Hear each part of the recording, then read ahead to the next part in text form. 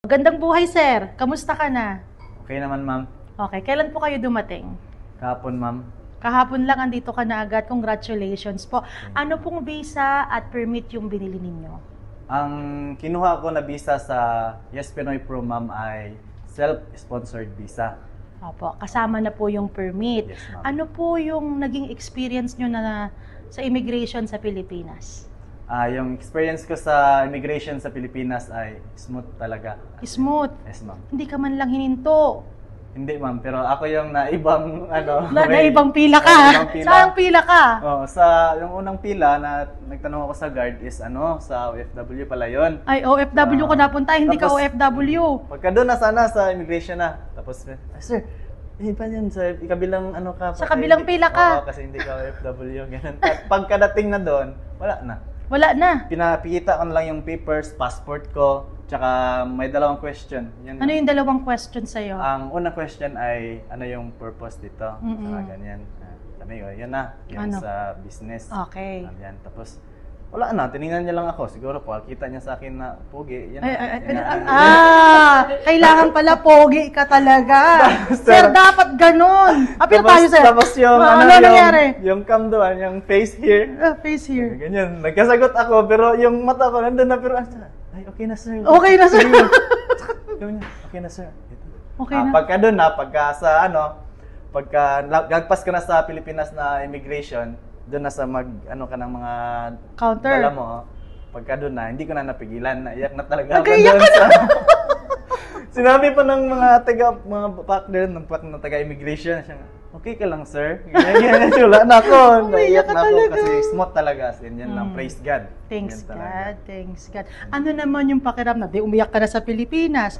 Di lalo na nung pumunta ka na dito sa Dubai, anong pakiramdam mo? Pag sa Dubai na, hindi pa talaga ako na doon sa Pilipinas, doon ako naiyak kasi immigration, yun yung parang, kala ko mahirap, kala ko talaga ganun. As in, yun talaga yung last parang gate ba na dapat ko malampasan.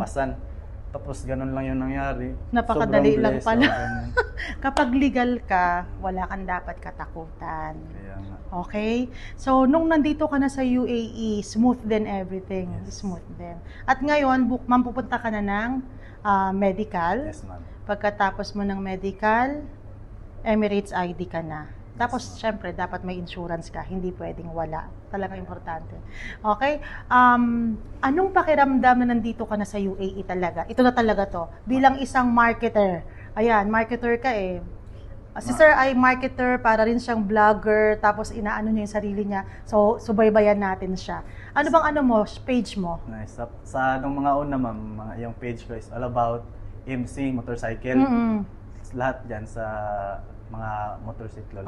Pero riding, style, motovlogging. Anong pangalan ng page mo? All about MC. MC. Yes, ma'am. Pero All About MC yung pangalan. Paki-subscribe po ha. All About MC. Hanapin nyo sa search. Tsaka ngayon magbabago na kasi wala siyang motor dito.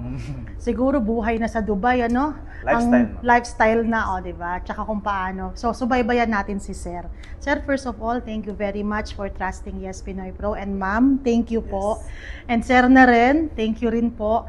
At salamat dahil kahit hindi nyo kami kilala, pinagkatiwalaan nyo kami. Sir, ha?